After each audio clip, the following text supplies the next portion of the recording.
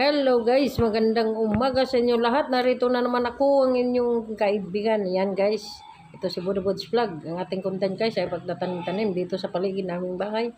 Ayan, umpisa na tayo guys. Ang ating gagawin ngayon guys, ang gawin ay magtatanim ng okra. Kasi itong okra na ito guys, bagong bili ko. Yung kasi nakaraan guys, hindi tumubo sila guys, pero hindi lumaki.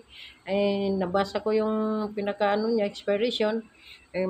Talagang expired na guys. Akala ko kasi pwede pa yun maitanim.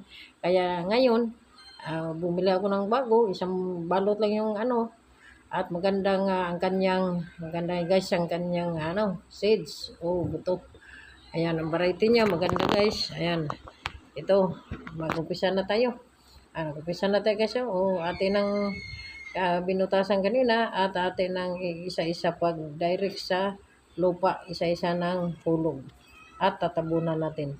Yan ang ang okra naman guys, kahit naman saan siya pwedeng itanim mo guys, basta maayos lang yung kanyang tinataniman, yung hindi madamo. Gusto kasi ng okra nga hindi madamo guys, yung talagang lilinisin mo muna siya. Ay yung mga sitaw, yung mga gumagapang na pwede na sila pang lang, hindi na masyado nilinisan ang kanyang puno o tataniman. Ayan. Tapos na tayo guys. Don't forget to subscribe to my YouTube channel, Budobods Vlog. At huwag kalimutan i-share and like and comment. Huwag kalimutan pindutin ang notification bell para updated kayo sa aking mga video. Okay, see you next video. Bye-bye and God bless us.